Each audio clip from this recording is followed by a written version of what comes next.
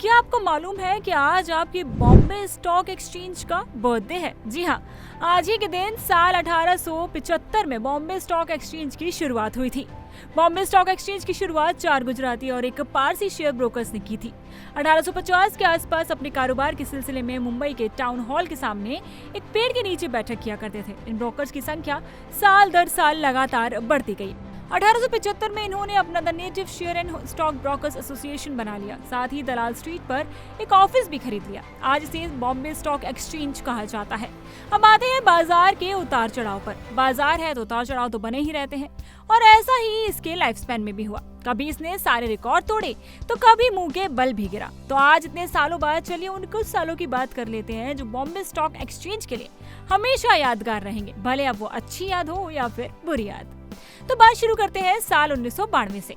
ये वो साल था जब सेंसेक्स पहली बार 4000 के स्तर पर बंद हुआ, लेकिन इसके बाद सेंसेक्स 2900 से 4900 के बीच झूलता रहा और इसे 5000 तक पहुंचने में 7 साल से भी ज्यादा का वक्त लग गया। इसका मुख्य कारण था कि इसी साल हर्षद मेहता के घोटाले का खुलासा होने से शेयर बाजार में भारी बिकवाली हुई थी। फिर आता है साल 2006 जब हुए 10,000 पार। सेंसेक्स को 5000 से 10,000 तक पहुंचने में 6 साल से ज्यादा का वक्त लग गया। 7 फरवरी 2006 को सेंसेक्स 10,082.28 पैसे पर बंद हुआ, लेकिन अगले 1.5 साल में ही सेंसेक्स 10 से 15,000 के स्तर पर पहुंच गया। सेंसेक्स के लिए 2007 सबसे बेहतरीन। 9 जुलाई 2007 को सेंसेक्स 15,045.73 पर बंद हुआ। 2007 सेंसेक्स के लिए अब तक के सबसे बेहतरीन साल में रहा। अगले 6 महीने में ही सेंसेक्स 20,000 के स्तर पर पहुंच गया और दिसंबर 2007 में सेंसेक्स ने 20,000 का स्तर भी पार कर लिया था। 2008 की मंदी ने बाजार का खेल बिगाड़ा।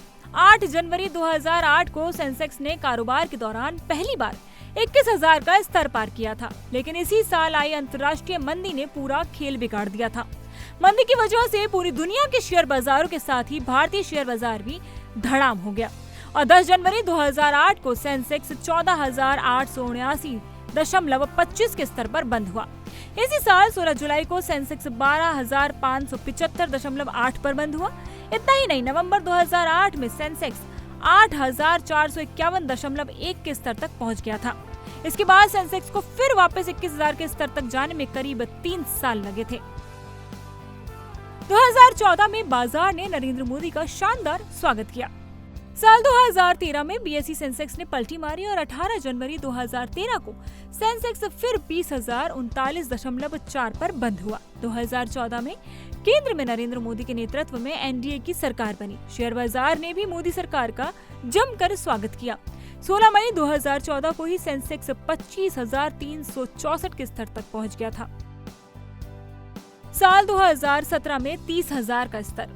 साल 2017 के अप्रैल महीने में सेंसेक्स 30,133 तक पहुंचा और अगले एक साल में ही सेंसेक्स 35,000 के लेवल पर पहुंच गया। 17 जनवरी 2018 को सेंसेक्स 35,081 पर बंद हुआ।